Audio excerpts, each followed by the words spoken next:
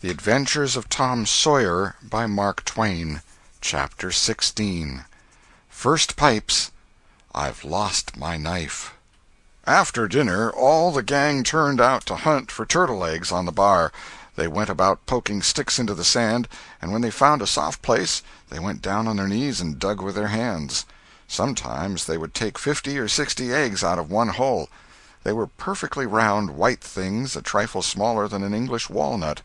They had a famous fried egg feast that night, and another on Friday morning.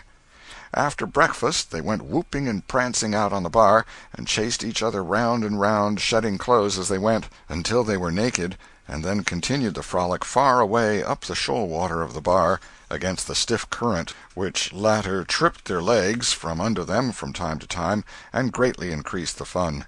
And now and then they stooped in a group and splashed water in each other's faces with their palms, gradually approaching each other with averted faces to avoid the strangling sprays, and finally gripping and struggling till the best man ducked his neighbor, and then they all went under in a tangle of white legs and arms, and came up blowing, sputtering, laughing, and gasping for breath at one and the same time.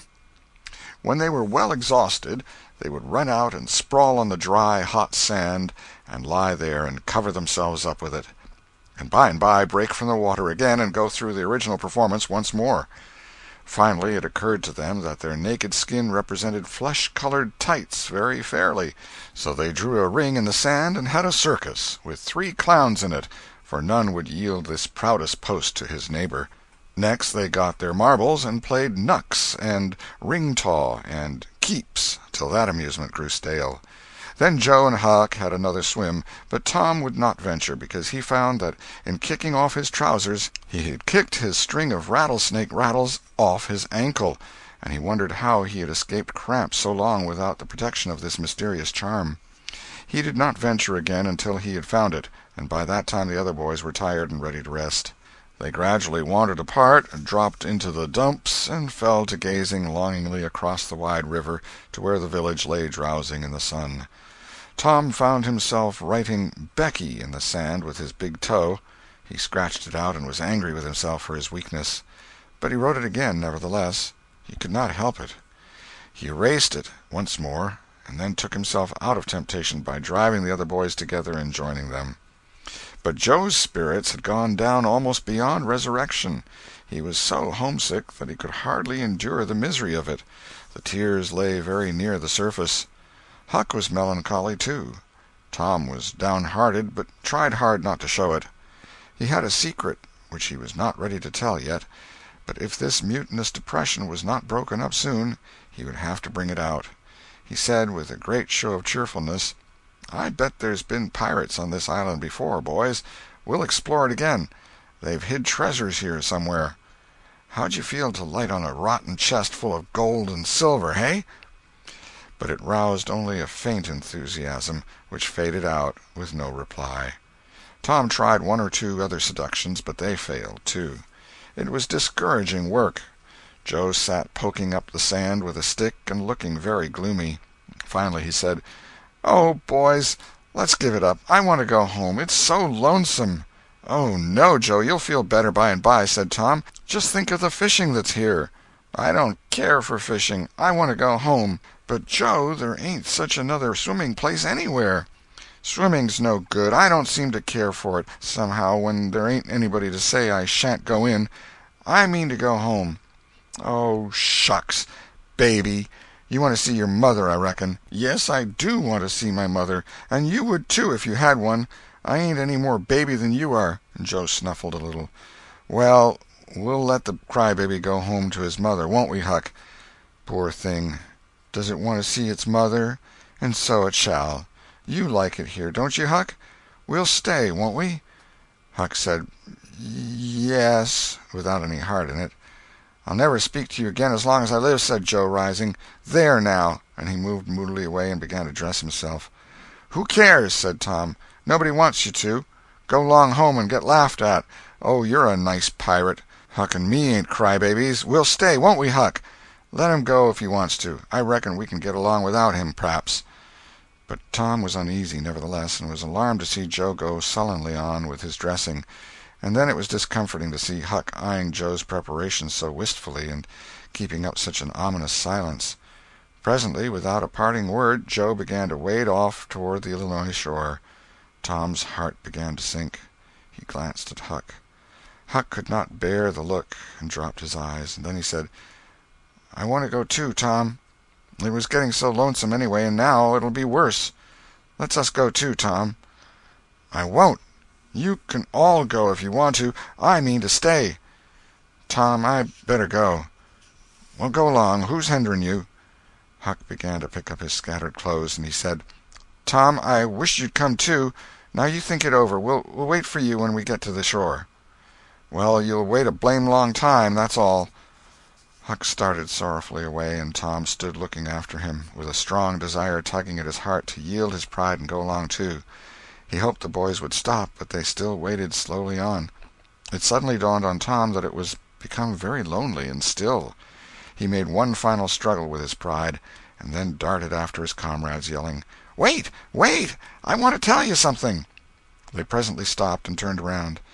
When he got to where they were, he began unfolding his secret, and they listened moodily, till at last they saw the point he was driving at, and then they set up a war-whoop of applause, and said it was splendid, and said if he had told them at first they wouldn't have started away. He made a plausible excuse, but his real reason had been the fear that not even the secret would keep them with him any very great length of time, and so he had meant to hold it in reserve as a last seduction.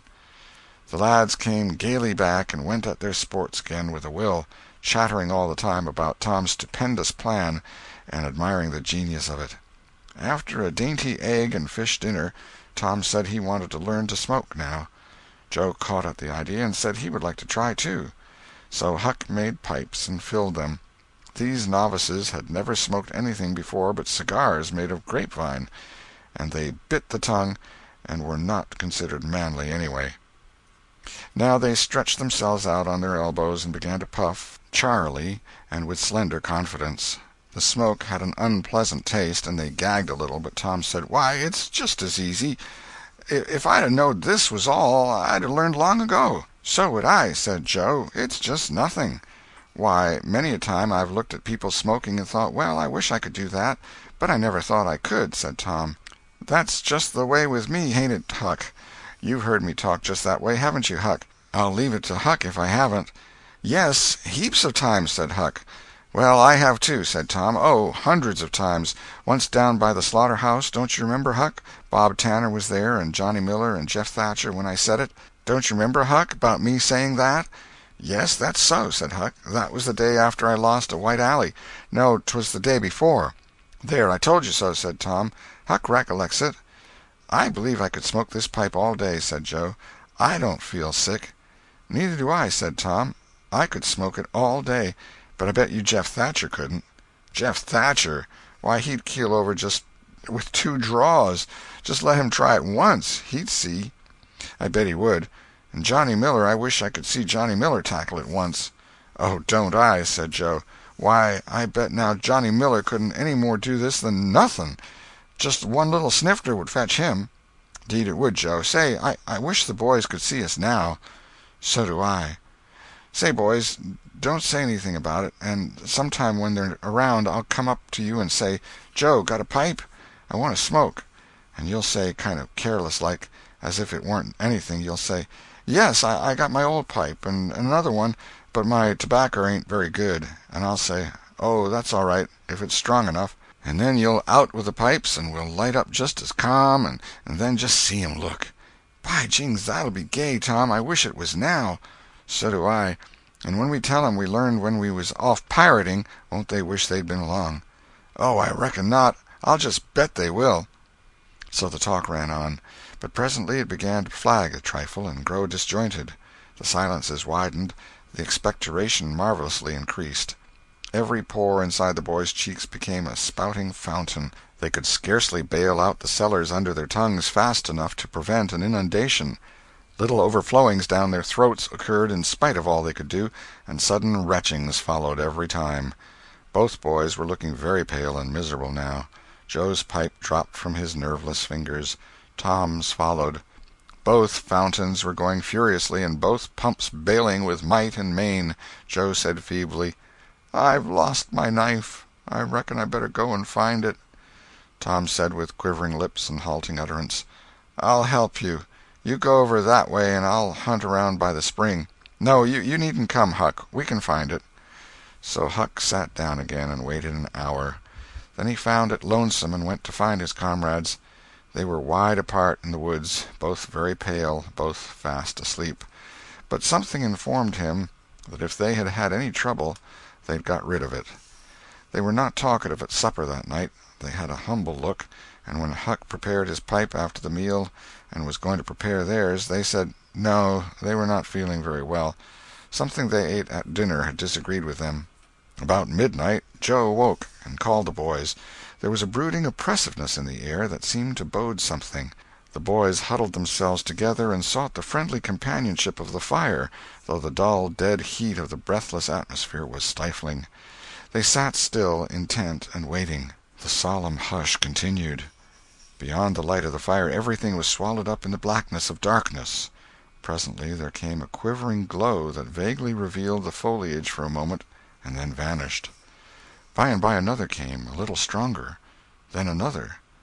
Then a faint moan came sighing through the branches of the forest, and the boys felt a fleeting breath upon their cheeks, and shuddered with the fancy that the spirit of the night had gone by. There was a pause. Now a weird flash turned night into day, and showed every little grass-blade, separate and distinct, and grew about their feet. And it showed 3 white startled faces, too. A deep peal of thunder went rolling and tumbling down the heavens, and lost itself in sullen rumblings in the distance. A sweep of chilly air passed by, rustling all the leaves and snowing the flaky ashes broadcast about the fire. Another fierce glare lit up the forest, and an instant crash followed that seemed to rend the tree-tops right over the boys' heads. They clung together in terror in the thick gloom that followed. A few big raindrops fell pattering upon the leaves. "Quick, boys, go for the tent!" exclaimed Tom. They sprang away, stumbling over the roots and among vines in the dark, no two plunging in the same direction. A furious blast roared through the trees, making everything sing as it went. One blinding flash after another, and the peal on peal of deafening thunder. And now a drenching rain poured down, and the rising hurricane drove it in sheets along the ground. The boys cried out to each other, but the roaring wind and the booming thunder blasts drowned their voices utterly. However, one by one they straggled in at last and took shelter under the tent, cold, scared, and streaming with water. But to have company in misery seemed something to be grateful for. They could not talk, the old sail flapped so furiously, even if the other noises would have allowed them. The tempest rose higher and higher, and presently the sail tore loose from its fastenings and went winging away on the blast. The boys seized each other's hands and fled, with many tumblings and bruises, to the shelter of a great oak tree that stood upon the river bank. Now the battle was at its highest. Under the ceaseless conflagration of lightning that flamed in the skies, everything below stood out in clean-cut and shadowless distinction. The bending trees, the billowy river, white with foam, the driving spray of spume flakes, the dim outlines of the high bluffs on the other side, glimpsed through the drifting cloud-rack and the slanting veil of rain. Every little while some giant tree yielded the fight and fell crashing through the younger growth, and the unflagging thunder peals came now in ear-splitting explosive bursts, keen and sharp and unspeakably appalling. The storm culminated in one matchless effort that seemed likely to tear the island to pieces, burn it up, drown it to the tree-tops, and blow it away, and deafen every creature in it all at once at the same moment. It was a wild night for homeless young heads to be out in. But at last the battle was done, and the forces retired with weaker and weaker threatenings and grumblings, and peace resumed her sway. The boys went back to camp, a good deal awed, but they found there was still something to be thankful for, because the great sycamore, the shelter of their beds, was a ruin now, blasted by the lightnings, and they were not under it when the catastrophe happened. Everything in camp was drenched, the campfire as well, for they were but heedless lads, like their generation, and had made no provision against rain. Here was matter for dismay, for they were soaked through and chilled. They were eloquent in their distress, but they presently discovered that the fire had eaten so far up under the great log it had been built against, where it curved upward and separated itself from the ground, that a handbreadth or so of it had escaped wetting. So they patiently wrought until, with shreds and bark gathered from undersides of sheltered logs, they coaxed the fire to burn again. Then they piled on great dead boughs till they had a roaring furnace, and were glad-hearted once more. They dried their boiled ham and had a feast, and after that they sat by the fire and expanded and glorified their midnight adventure until morning, for there was not a dry spot to sleep on anywhere around. As the sun began to steal in upon the boys, drowsiness came over them, and they went out on the sandbar and lay down to sleep. They got scorched out by and by, and drearily set about getting breakfast. After the meal they felt rusty and stiff-jointed and a little homesick once more.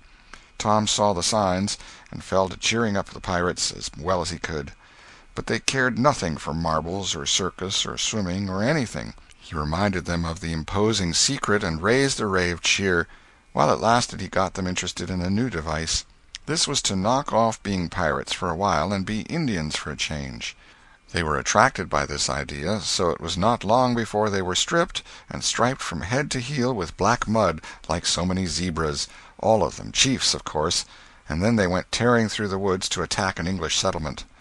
By and by they separated into 3 hostile tribes, and darted upon each other from ambush with dreadful war-whoops, and killed and scalped each other by thousands. It was a gory day.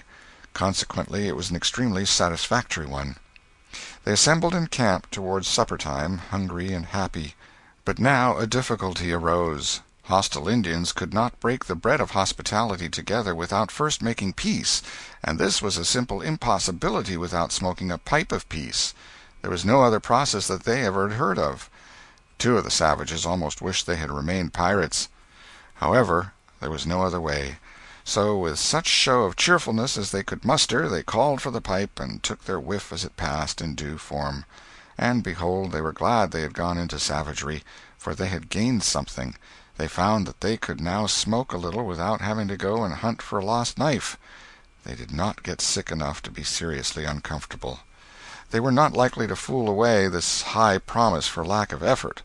No, they practiced cautiously, after supper, with right fair success, and so they spent a jubilant evening. They were prouder and happier in their new acquirement than they would have been in the scalping and skinning of the 6 nations.